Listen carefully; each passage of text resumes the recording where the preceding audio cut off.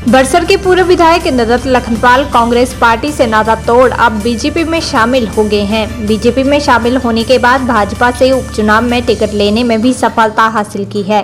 कांग्रेस से बागी होने के बाद पहली बार बड़सर विधानसभा क्षेत्र में पहुंचे हैं। ऊना और हमीरपुर जिला की सीमा गल्लू के पास बड़सर भाजपा और समर्थकों द्वारा इंद्रदत्त लखनपाल का भव्य स्वागत किया गया।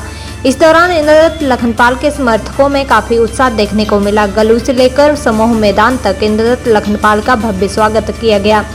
इंद्रदत्त लखनपाल ने समूह मैदान में विशाल जनसभा को संबोधित किया। इस मौके पर राज्यसभा सांसद सिकंदर कुमार, प्रदेश भाजपा प्रवक्ता विनोद ठाकुर, बड़सर भाजपा मंडल अध्यक्ष यशवीर पटियाल, बड़सर भाजपा महामंत्री संजीव कुमार, मीडिया प्रभारी विकास पटियाल सहित काफी संख्या में भाजपा कार्यकर्ता और पदाधिकारी मौजूद रहे। भाजपा प्रत्याशी इंद्रदत्त लखनपाल ने कहा कि आज के समय में विधायक और मंत्री सभी परेशान हैं और पूछते हैं कि हम सभी ने भागना है, लेकिन कैसे भागे। उन्होंने कहा कि हिम्मत करने की देर है। उन्होंने कहा कि आज नए घर में बहू बनकर आए हैं और भाजपा के तौर तरीके सीखने पड़ेंगे। उन्होंने कहा कि ये संस्कारी बहू है और लड़ाई झगड़ा नहीं करेगी और विधानसभा के कोने कोने पर जाकर कांग्रेस के जहर को खत्म करेगी। इंद्रदत्त लखनपाल ने कहा कि कई बार मुख्यमंत्री सुखू को बताया गया कि सरकार ठीक काम नहीं कर रही है। उन्होंने कहा कि विधायकों के कारोबार पर सरकार के द्वारा छापे डलवाए जा रहे हैं तो विधायकों के घरों के आगे डंगे लगवा रहे हैं, लेकिन अब कुछ नहीं होगा। इन चुनावों में जनता की अदालत अब सरकार का फैसला करेगी। उन्होंने कहा कि राज्यसभा टिकट के लिए हिमाचल से न होकर बाहर से उम्मीदवार तैयार कर दिया, जिसके लिए मनोज सिंह भी को वोट नहीं दिया। इंद्रदत्त लखनपाल ने कहा कि कांग्रेस का विधायक भाजपा में मिलने पर बहुत चर्चाएं का दौर जारी है। उन्होंने कहा कि 25 करोड़ रुपए लेने की बातें की जा रही हैं, लेकिन 25 करोड़ कहां से आई यह तो कांग्रेस के लोग ही बता सकते हैं। उन्होंने कहा कि कांग्रेस पार्टी के लोग ये झूठा दुष्प्रचार कर रहे हैं। लखनपाल ने कहा कि आउटसोर्स कर्मचारियों, एसएमसी करना मूलक नौकरी वालों से सत्ता में आने पर पॉलिसी बनाने का वायदा किया था, लेकिन कांग्रेस सरकार ने आने के बाद इन पर काम नहीं हो सका है। लखनपाल ने कहा कि मुख्यमंत्री अपने चहेतों को कैबिनेट रैंक दिए जा रहे हैं और फिजूल खर्च कर रहे हैं, तो यह पैसा कहां से आ रहा है। उन्होंने कहा कि कर्मचारियों के डीए को नकारा जा रहा है और मुख्यमंत्री को बताने के बावजूद भी काम नहीं किए जा रहे हैं। इंद्रदत्त लखनपाल ने कहा कि चपरासी के तबादले के लिए महीनों लग रहे हैं और विधायकों की बात सुनने के लिए मुख्यमंत्री के पास समय ही नहीं था, इसलिए विधायकों ने अपनी नाराजगी जाहिर करते हुए आज कांग्रेस से किनारा किया है। उन्होंने कहा कि कांग्रेस पार्टी में वरिष्ठ लोगों की इज्जत नहीं है तो ऐसी पार्टी में रहने का कोई फायदा नहीं है। लखनपाल ने कहा कि राहुल गांधी को न्याय यात्रा को पूरा करने से कुछ हासिल नहीं होगा, बल्कि राहुल गांधी कांग्रेस के कुनबे को संभाल कर रखे ताकि भला होगा। लखनपाल ने कहा कि राहुल गांधी को न्याय यात्रा कर रहे हैं, लेकिन अपने कांग्रेस कार्यकर्ताओं को संभालने में नाकाम सिद्ध हुए हैं। अच्छा से रिजाइन कर देंगे, हमने सरकार में काम ही नहीं करना है। ये हाल है सरकार के, कोई रहना नहीं चाहता। आज भी जो कांग्रेस की सरकार में विधायक हैं या मंत्री हैं वो भी परेशान है। दबी जवान में बोलते हैं यार हमने भी भागना था पर कोई समझ नहीं आ रही कैसे कब भागे। मैंने कहा हिम्मत दिखाओ, मर्द बनो, अगर नहीं रहते तो हम देते थोड़ी सी हिम्मत। तो ये सारी बातें हुई, प्रकरण हुआ और उसके बाद हम आज आपके बीच में आए। नए घर में बहू बन के आया हूं। जैसा विनोद जी ने कहा, अब आपके तौर तरीके सीखने पड़ेंगे। कोई ससुर होंगे, कोई सासें होंगी, कोई देवर होंगे, कोई देवरानियां होंगी, कोई जेठानियां होंगी। तो सबसे हाथ जोड़ के निवेदन है इस बहू को स्वीकार करना। और ये बहू जो है संस्कारी बहू है, आपको किसी भी तरीके से लड़ाई झगड़ा नहीं करेगी। आपसे आशीर्वाद लूंगा और कोने कोने में विधानसभा क्षेत्र में जाऊंगा। जितना भी जहर दूसरे लोगों ने उगलना है वो उगल ले। जब वो जहर खत्म हो जाएगा तो और मेरे से ले लेना, फिर और निकाल लेना। तो आपका बहुत बहुत धन्यवाद। के अंदर सरकार के खिलाफ कोई बात मैंने बोली तो मुझे कहा जाता है यार आप तो सरकार के खिलाफ ही बोल रहे। मैंने कहा माननीय मुख्यमंत्री महोदय, मैं सरकार के खिलाफ नहीं बोल रहा हूं, मैं सचेत कर रहा हूं आपको कि आपके रहनुमाई में आपके अफसर काम नहीं कर रहे हैं, उनको कोई चिंता नहीं है। डॉक्टरों की जो पोस्टिंग्स हैं, लाखों रुपए उसमें ऐंठे जा रहे हैं। पुख्ता जानकारियां हमारे पास भी हैं। दूसरों के ऊपर कीचड़ उछालने से पहले अपने मंजे के नीचे झाड़ू लगाकर देख लें कि कौन क्या कर रहा है, कहां पर प्रॉपर्टियां बन रही हैं। और आप विधायकों के कारोबारों के ऊपर छापे डलवा रहे हैं, उनके मकानों को तोड़वाने के लिए नोटिस दे रहे हैं, किसी विधायक के मकान के आगे डंगे लगा रहे हैं। कुछ नहीं होना, अब डंगे लगाओ, चाहे हमें दीवारों में चिनवा दो, इंकलाब आएगा। जनता जब खड़ी हो जाती है तो वो किसी को बख्शती नहीं है। अगर हम बेईमान होंगे, टिकाऊ होंगे, गद्दार होंगे तो उसका फैसला जनता करेगी। जनता की अदालत सबसे बड़ी अदालत होती है। आज बहुत प्रचार कर रहे हैं, करते रहिए, भूमपू लगाइए, रोज अपने घरों में भूमपू लगाकर प्रचार करते रहिए, कुछ नहीं होने वाला। अगर हम सच्चाई है हमारे दिल में, हम पाक साफ है, तो हम डरने वाले नहीं है। अगर आप आज के बीच में हम छाती चौड़ी कर अगर आपके बीच में आए हैं तो इसलिए आए हैं कि हमें कोई डर नहीं है, भय नहीं है, क्योंकि हमने कोई गलत काम नहीं किया है।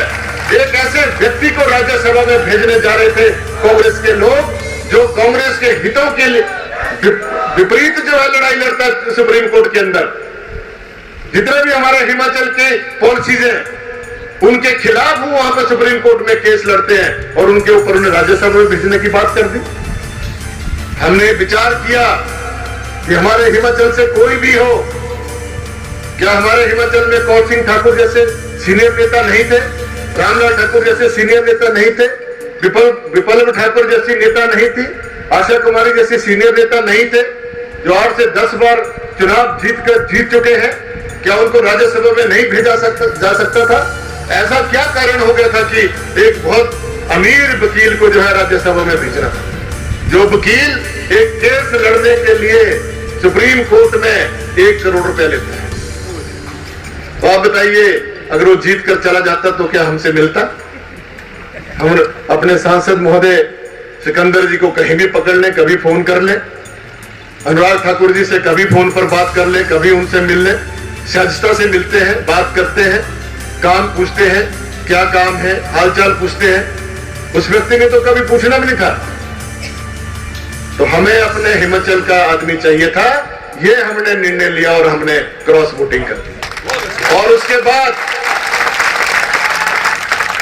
जो प्रकरण हुआ, स्पीकर महोदय ने कोई समय नहीं दिया।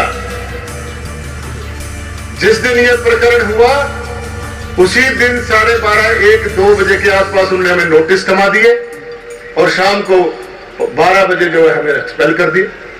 अरे कमाल है, ये लोकतंत्र है क्या? और इस लोकतंत्र की लड़ाई में हम सुप्रीम कोर्ट में गए। सुप्रीम कोर्ट में केस 6 मई को पड़ा। हमने कहा कि यह केस तो बहुत लंबा हो जाएगा, यदि ये 1 साल भर तक इसी प्रकार डेट्स पड़ती रही तो हमारे चुनाव तो बहुत देर से होंगे। तो हमने सोचा कि जो लोकसभा के जो चुनाव हो रहे हैं आदरणीय मोदी जी के नेतृत्व में, हमने कोई केस नहीं लड़ना है। हमने अपनी पिटीशन वापस ले ली और हमें वहां पर बधाई दी गई अमित शाह जी के द्वारा, जेपी नड्डा जी के द्वारा, जयराम ठाकुर जी के द्वारा और जितने भी वहां प्रमुख नेता थे भारतीय जनता पार्टी के, कि आपने एक बहादुरी का काम किया है। आप बताइए हम आपके लिए क्या कर सकते हैं? हमने कहा कि आप हमें जो कार्यभार देंगे, हमें कोई लालच नहीं है, अगर आप हमें कार्यकर्ता बनाकर भी रखेंगे तब भी हम हिंदुत्व के लिए लड़ाई लड़ेंगे। इस देश के लिए, हिंदू राष्ट्र बनाने के लिए जो आपने सपना सोचा है उसके लिए अपनी जान भी लड़ा देंगे। चर्चा हुई और हो रही है कि आखिर ऐसा क्या हो गया कि कांग्रेस का विधायक भाजपा में मिल गया। बहुत सारी बातें हुई। हेलो सर, ईमान बेच दिया, 25 करोड़ ले लिए, खा गया। सिकंदर जी तो हमारे सीनियर नेता हैं, पता नहीं इन्होंने 25 करोड़ कहां छिपा के रखे उन्हें। थोड़े बहुत दे देना अगर होंगे आपके पास, हमारे पास तो अभी पहुंचे नहीं। जब पहुंचेंगे तो आपको बता देंगे कि आ गए, थोड़े थोड़े ले जाओ मेरे से। एक ऐसी दुर्भावना और जहर प्रदेश के अंदर कांग्रेस पार्टी के लोगों के द्वारा फैलाया जा रहा है, वो सही में कुंठा। जिन मुद्दों को लेकर हम विधायक बने थे, कांग्रेस पार्टी की सरकार बनाई प्रदेश के अंदर, वो सारे के सारे मुद्दे गायब हो गए। जब हमने सरकार से कहा कि विधायकों के अंदर नाराजगी चल रही है, तो सरकार कहती है कि कोई नाराज नहीं है, सब ठीक है, क्योंकि जब सत्ता की कुर्सी मिल जाती है तो सब हरा हरा दिखता है। और हमने कहा, हमने आउटसोर्स कर्मचारियों से वादा किया था कि हम सत्ता में आएंगे, आपके लिए पॉलिसी बनाएंगे। हमने वादा किया था एसएमसी के अध्यापकों से कि हम आएंगे तो आपके लिए पॉलिसी बनाएंगे। हमने कर्णमूलक आधार पर हड़ताल पर बैठे हुए बच्चों से वादा किया था कि हम आपकी समस्या का समाधान करेंगे। हमने आशा वर्कर से वादा किया था कि हम आपके लिए अच्छी पॉलिसी बनाने का प्रयास करेंगे। जो हमारे वोकेशनल टीचर जो रखे गए हैं 10-15 साल से जो काम कर रहे हैं, उनके लिए हमने वादा किया था जब हम सत्ता में आएंगे तो आपकी समस्या का हल करेंगे, आपको किसी पॉलिसी के तहत लाएंगे, वो सारे मुद्दे गौर करेंगे। लेकिन 1.5 साल से वो वहीं की वहीं खड़ी है। चाहे हमारा बरसर का सिविल हॉस्पिटल हो, चाहे हमारा कम्युनिटी हेल्थ सेंटर बिजली का हो, चाहे हमारा भोटे का पीएससी हो, सारे के साथ बनाया जाए। 1.5 साल हो गया, आज तक उस जमीन का कोई समाधान नहीं कर सके। भोटा के बस अड्डे के लिए हमने बात करे कि मेरे विकास के काम रुके हुए हैं, इन्हें करें। अरे ठहर जाओ, अभी तो बजट ही नहीं है, पैसा ही नहीं है। हर व्यक्ति को आप कैबिनेट दर्जे से संजोए जा रहे हैं, अपने चहेतों को कैबिनेट दर्जा दिए जा रहे हैं और फिजूल खर्ची किए जा रहे हैं। तब कहां से पैसा आ रहा है? जो हमारे कर्मचारी भाई हैं, जिनकी ट्रांसफर नियमित समय के बाद करनी होती है, जब हमने उनके पास डीओ भेजे तो लगातार सारे डीओ अप्रूव कर दिए, डायरेक्टोरेट में गए तो वापस बुला लिए, फिर वो सीपीएस के माध्यम से जाएंगे, फिर मंत्री के माध्यम से जाएंगे, फिर मुख्यमंत्री महोदय को जाएंगे, फिर डायरेक्टरेट में जाएंगे, फिर वापस वहां से मुख्यमंत्री को जाएंगे, फिर मंत्री को जाएंगे, फिर सीपीएस को जाएंगे। ऐसे ही हमारे कर्मचारी भाई पिसते रहे। हमने कहा यह प्रारूप ठीक नहीं है, इसमें आंशिक रूप से बदलाव करके एक सही पॉलिसी कर्मचारियों के लिए बनाए ताकि वो ज्यादा से ज्यादा प्रताड़ित न हो। महिला जो हमारी कर्मचारी है, उठाकर किसी को भरमौर फेंक दे रहे हैं, किसी को सिरमौर फेंक दे रहे हैं, किसी को चंबा के दूर दराज क्षेत्रों में फेंक दे रहे। क्या कारण है? क्यों नहीं सुनते अफसर आपकी? या तो आप अक्षम हैं, आपकी बात अधिकारी सुनते नहीं है। अभी यहाँ एक भाई साहब बोल रहे कि 11 रूट बंद हो गए, बनाया जाए। 1.5 साल हो गया, आज तक उस जमीन का कोई समाधान नहीं कर सके। भोटा के बस अड्डे के लिए हमने बात करे कि मेरे विकास के काम रुके हुए हैं, इन्हें करें। अरे ठहर जाओ, अभी तो बजट ही नहीं है, पैसा ही नहीं है। हर व्यक्ति को आप कैबिनेट दर्जे से संजोए जा रहे हैं, अपने चहेतों को कैबिनेट दर्जा दिए जा रहे हैं और फिजूल खर्ची किए जा रहे हैं। तब कहां से पैसा आ रहा है?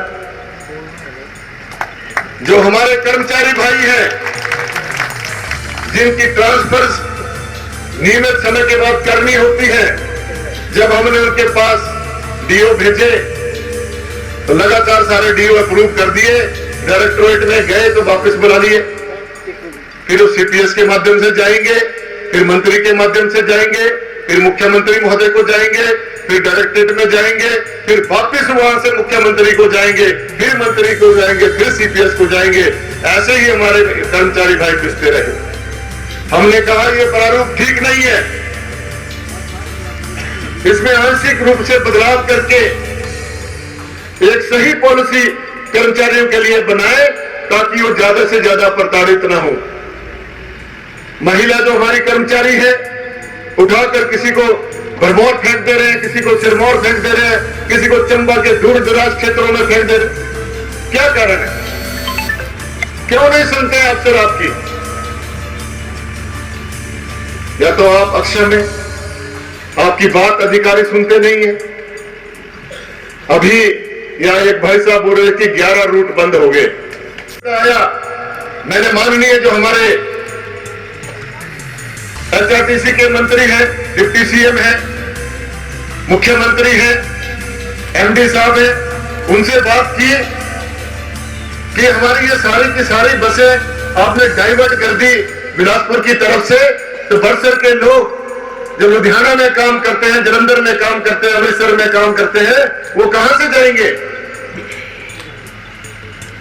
और जो लोग रात्रि में वाया ऊना होते हुए अपने घरों को आते थे, अब उनको होटल में उतार दिया जाता है पार सड़क के किनारे, वहां रात को उनको टैक्सियां लेनी पड़ती है, टैक्सियों के में ज्यादा पैसा खर्च करना पड़ता है, उसके माध्यम से वो यहाँ पर पहुंचते अपने अपने घरों में। किसी ने रैली जजरी जाना है, किसी ने घोड़ी जमीरी जाना है, किसी ने देवसिर जाना है, किसी ने यहाँ हमारे नख्यार में जाना है, किसी ने चंबे में जाना है, किसी ने सरोवर में जाना है। कहां से जाएंगे वो?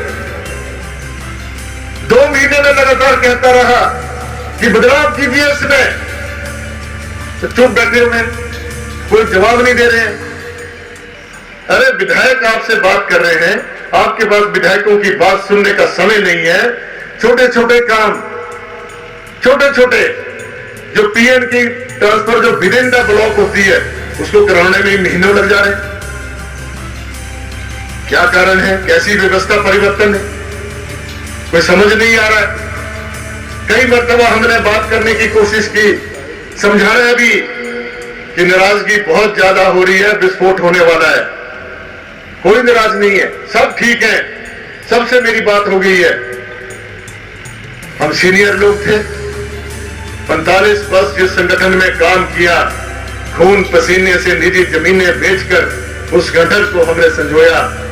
दुख होता है, इतना काम करने के बाद एक सीनियर, हमारे जैसे सीनियर लोगों की कोई इज्जत नहीं है उस पार्टी में, तो उस पार्टी में रहना क्यों है?